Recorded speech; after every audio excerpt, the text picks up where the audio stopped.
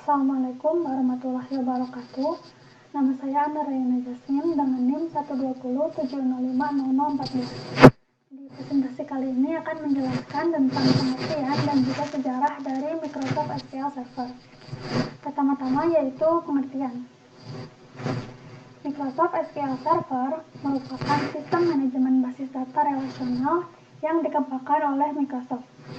Sebagai server basis data, Microsoft SQL Server adalah produk perangkat lunak dengan fungsi utama untuk menyimpan dan juga untuk mengambil data seperti yang diminta oleh aplikasi perangkat lunak lain yang dapat berjalan baik di komputer yang sama maupun di komputer lain di jaringan, termasuk internet.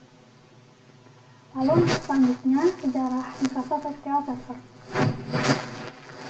Kode SQL Server asli dikembangkan pada tahun 1980-an oleh Sybase Inc. Sybase awalnya membangun perangkat lunak untuk berjalan di sistem Unix dan platform komputer mini. Sybase, Microsoft, dan Ashton Ted Corp yang merupakan vendor terdepan dari database PC bekerja sama untuk menghasilkan versi pertama dari Microsoft SQL Server yang dirancang untuk sistem operasi OS/2 dan dirilis di tahun 1989. Setelah itu, Ashton Ted memilih untuk berpisah. Namun, Microsoft dan Sybase melanjutkan kemitraan mereka sampai tahun 1994. Di tahun sebelumnya, dengan hubungan Sybase yang mulai terurai, Microsoft juga telah membuat perangkat lunak yang tersedia di Windows NT. Pada tahun 1996, Sybase mengganti namanya menjadi Adaptive Server Enterprise dan meninggalkan nama SQL Server kepada Microsoft. Berikut merupakan timeline tahun versi-versi dirilisnya Microsoft SQL Server. Pertama-tama di tahun 1989, Microsoft SQL Server untuk OS/2 dimulai sebagai proyek untuk memport Sybase SQL Server ke OS/2 oleh Sybase, Ashton Ted, dan Microsoft. Lalu di tahun 1993, SQL Server 4.2 untuk NT dirilis, menandai masuknya ke Windows NT. Selanjutnya, di tahun 1995, SQL Server 6.0 dirilis, menandai berakhirnya kolaborasi dengan Sybase. Sybase akan terus mengembangkan varian SQL Server mereka sendiri, Sybase Adaptive Server Enterprise, yang terlepas dari Microsoft. Lalu di tahun 1998, SQL Server 7.0 dirilis, menandai konversi kode sumber dari C ke C++. Lalu di tahun 2005, SQL Server 2005 dirilis, menyelesaikan revisi lengkap kode Sybase lama menjadi kode Microsoft. Selanjutnya di tahun 2012, SQL Server 2012 dirilis, menambahkan penyimpanan dalam memori kolom, alias X-Velocity. Lalu di tahun 2017, SQL Server 2017 dirilis, menambahkan dukungan Linux untuk platform Linux berikut: Red Hat Enterprise Linux, SUSE Linux Enterprise Server, Ubuntu, dan juga Docker Engine. Lalu yang terbaru yaitu di tahun 2019, SQL Server 2019 dirilis, menambahkan Big Data Clusters, peningkatan pada Intelligent Database, fitur pemantauan yang ditingkatkan, pengalaman pengembangan yang diperbaharui, dan juga pembaruan atau peningkatan untuk instalasi berbasis Linux. Mungkin sekian penjelasan tentang pengertian dan sejarah dari Microsoft SQL Server. Materi selanjutnya yaitu instalasi config dari Microsoft SQL Server. Saya di Pratama Putra dengan NIM 1207050140 akan menjelaskan mengenai demonstrasi Microsoft SQL Server pada Docker. Yang mana bisa kita lihat di sini untuk melakukan pull image, kita tinggal copy saja perintahnya. Namun karena saya sudah pull sebelumnya, maka kita lihat pada Docker. Nah, di sini bisa kita lihat terdapat MS SQL Server yang merupakan yang terbaru yaitu dari tahun 2022. Dan untuk selanjutnya adalah kita akan membuat dan menjalankan kontainer. Yang mana perintahnya sudah saya buat sebelumnya. Di sini itu perintahnya terdiri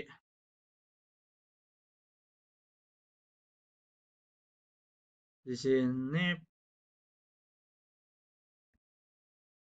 sini ada save dulu, lalu menentukan passwordnya. Di sini basis data, port 1433, nama dan hostname sama-sama MSQLDB, dan ini image yang kita gunakan. Ya, itu image yang di atas. Nah, kita cek apakah sudah terbuat, dan di sini sudah ada, yaitu dibuat 4 detik lalu dengan nama MSQLDB. Lalu selanjutnya kita koneksikan dengan perintah docker exec. Oh, salah nama. SQLDB.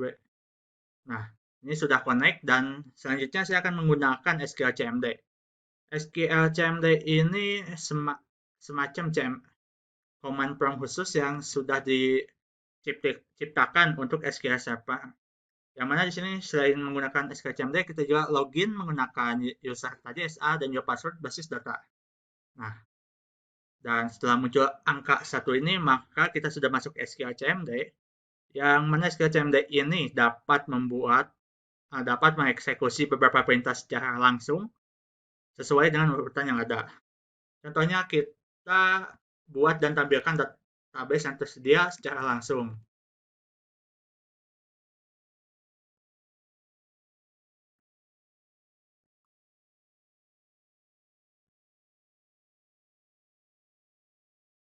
Oh, ada yang ketinggalan.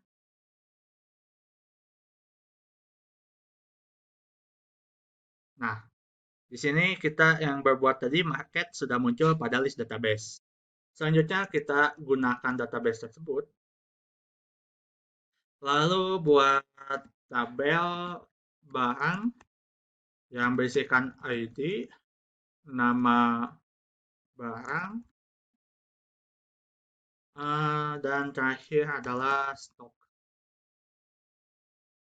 Dan selanjutnya kita insert, kita copy saja biar cepat. Dan terakhir adalah kita select untuk melihat apakah masuk, dan go. Nah, di sini sudah masuk 4 barang di atas, yaitu buku, pensil, pulpen, dan penggaris. Lalu selanjutnya kita coba melakukan select menggunakan where. Misal select from barang where stock lebih besar dari 10, yang mana seharusnya ini tampil pensil dan juga pulpen. Nah, sudah tampil pensil dan pulpen. Selanjutnya kita lakukan update. Update barang, kita ubah nama barang buku menjadi buku tulis. Kita menjadi buku tulis, ID sama dengan buku 1, lalu select untuk melihat hasilnya, dan go. Nah, di sini bisa lihat buku sudah berubah menjadi buku tulis. Dan yang terakhir adalah kita melakukan delete. Sama seperti sebelumnya, delete-nya tidak jauh berbeda. Delete from barang, where ID, kita hapus, misal penggaris. Dan lakukan select lagi untuk mengecek apakah sudah dihapus. Nah, di sini jadi tinggal 3. Jadi mungkin sekian ya untuk demonstrasi penggunaan SQL Server di Docker-nya. Mohon maaf apabila ada kesalahan. Wassalamualaikum warahmatullahi wabarakatuh. Assalamualaikum warahmatullahi wabarakatuh. Nama saya Aditya Muhammad Mulana. Saya dari kelompok Microsoft SQL Server. Di sini saya menjelaskan tentang kelebihan dan kekurangan Microsoft SQL Server. Nah, kelebihan Microsoft SQL Server sendiri ada 5, yaitu yang satu membuat clustering data, yang kedua bekerja dengan baik pada OS Windows di segala versi, lalu ada pengendalian database yang terpusat, melakukan backup database, dan memiliki feature recovery dan restore. Nah, yang pertama itu ada membuat clustering data. Nah, clustering data sendiri adalah suatu bentuk pengelompokan data menjadi beberapa cluster. Mikroskop SQL Server memiliki kelebihan dalam hal clustering data, sehingga ini menjadi nilai tambah bagi para programmer atau developer. Dengan adanya clustering data ini, maka dapat lebih meringankan pekerjaan manajemen database-nya. Lalu yang kedua ada bekerja dengan baik pada OS Windows segala versi. Ya wajar lah ya karena ini yang membuatnya Microsoft sendiri sudah sewajarnya gitu dapat dijalankan dengan lancar di semua OS Windows. Mulai dari Windows XP, Vista, 7, 8, 10, dan 11. Bisa diinstalkan Microsoft SQL Server. Seperti itu. Dan yang ketiga ada pengendalian database yang terpusat.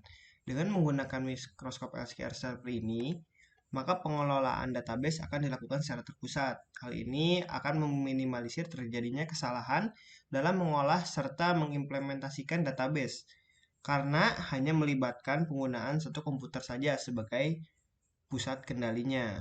Nah, lalu ada yang keempat, melakukan backup database. Nah, jadi di dalam Microsoft SQL Server ini terdapat fasilitas backup database sebagai langkah pencegahan apabila terjadi gangguan selama proses implementasi atau kesalahan yang tidak diinginkan gitu.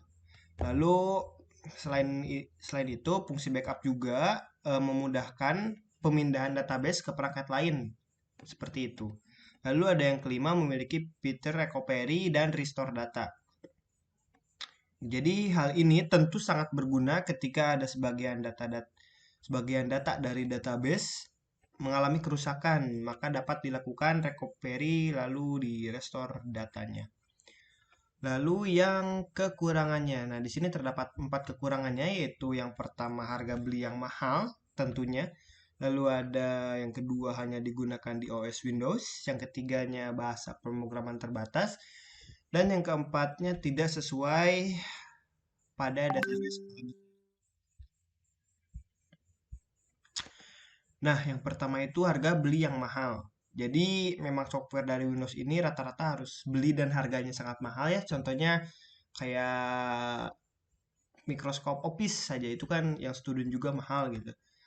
Terus namun hal ini tentu ditunjang dengan kemampuan yang cukup signifikan serta fitur yang menarik sehingga memang sepadan dengan harganya yang gitu.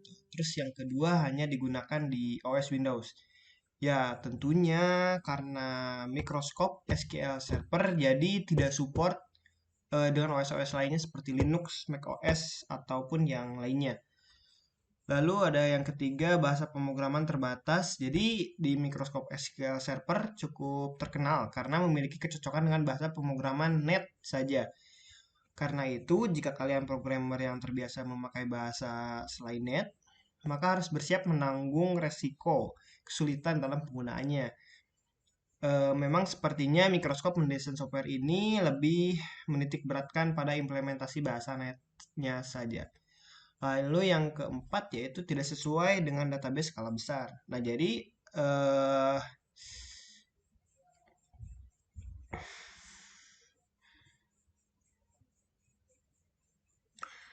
lalu lalu yang keempat tidak sesuai pada database skala besar. Nah, jadi ternyata gitu Microsoft SQL Server eh,